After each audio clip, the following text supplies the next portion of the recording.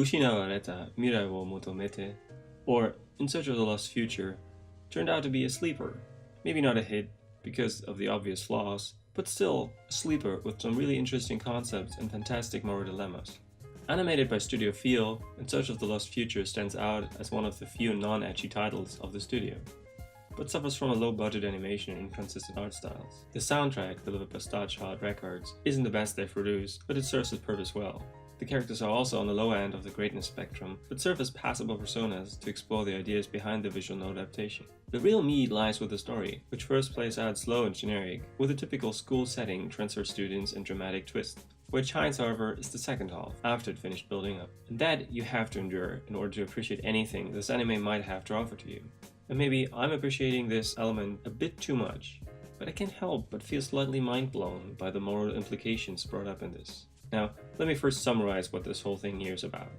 Right in the first episode, we are introduced to the astronomy club members of the Yoshihama High School, which consists of 3 girls, a protagonist, and a quirky American exchange student. 2 of the girls apparently have feelings for the protagonist So, which ends up being the major hook for the first episode, because he is the trigger lies in the time travel concept the anime entails. Yes, you heard me right, time travel. Kinda like Steins Gate, but different. It's a common theme in visual novels. Mostly because of the root system, but also because it's interesting. And this is where episode 2 plays the major role to give us all the information to understand where this anime is going to. Kaori gets hit by the boss at the end of episode 1 and is hospitalized. Apparently dead, but we learn later that she's just comatose. However, in episode 2, the whole scenario plays again, 2 weeks before this incident. This time, a naked girl suddenly appears in the school. Her name is Yui, and she will be the main focus of the anime from this point on. Now, because I have to balance out if I want to talk about what blew me so much away or avoid spoilers, I'm willing to give you a chance to turn off now. So if you don't mind spoilers, for whatever reason, you can keep watching. However, if you plan to watch this without spoilers, well then I tell you, go for it. Try to make it through, it is just 12 episodes. And I think later ones are pretty good. Don't mind the low budget or the generic characters. I would recommend you to give it a try. If in the end you say, holy shit, that was a waste of time, then you could either come back here, hear my thoughts on why I think it's kinda good, or write me an evil comment of how much of a pleb I am for liking this supposed piece of shit anime. From now on, spoiler.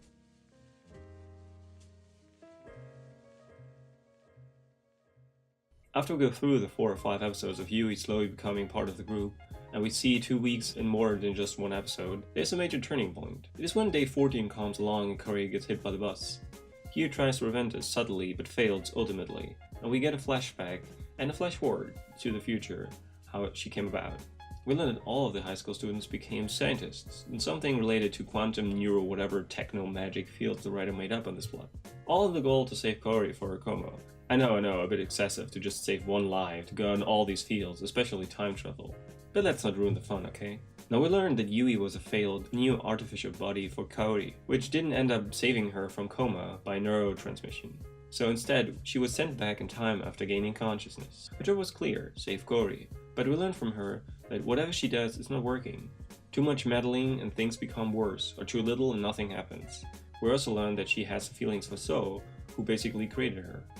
Now the interesting part comes when Yui realizes that if she succeeds in her mission, the future has no reason for it to exist. I mean, if Kaori never gets injured, none of them will become scientists and save her, consequently creating Yui, thus rendering her existence null. This realization is the real heart of the moral dilemma. Is it okay to sacrifice one life to save another? I mean, it's ultimately doing that. It's just a suicide mission to save one person. Now, who of the 2 girls are more important? Who has more value? Is it okay to exchange one for the other? It is no clear, well, this person has more value because reasons, or these are quantitative more people to save for one, so there's no real answer. Also, when you come from the point of view of suffering, aren't all the friends of Kaori and her mother suffering because of her coma? Wouldn't be more people better off if Yui was exchanged for Kaori? I mean, Yui simply exists for the sake of finding Kaori. I don't give you an answer to this.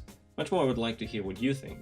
Now, there's a second issue here, and that's the concept of purpose. Humans tend to look for purpose in life, but what many might not realize is that if they find that purpose, what if it has been fulfilled?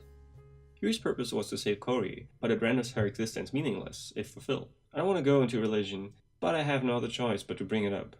Is purpose really that good? If some transcendent being gave us all purpose in life, how's that something good? We have to fulfill a wish of another person, or mind. And not only that, but as soon as we fulfill that purpose, it is over. our lives cease to have meaning beyond that point. Wouldn't you rather have a purpose-free life, fill it with things you find meaningful, instead of fulfilling whatever someone else might have dictated to you? Given all these interesting thoughts, I have to close this up. I think In Search of the Lost Future is more than meets the eye, especially for those who like to think about concepts raised in this anime a bit more, and overlook the shortcoming if needed. Despite In Search of the Lost Future's shortcomings, I think it's worth a watch. And regardless if you listen to these spoilers or not, you should give it a try. Drop it if you really don't like it, I don't mind. And regardless if you listen to what I said or not, tell me your thoughts. Have I brought up a focus which you have to overlook first? Did this anime or this video make you think a bit more than before?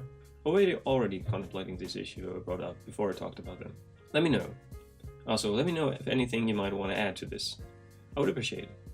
My name is Torstonius, and thanks for watching.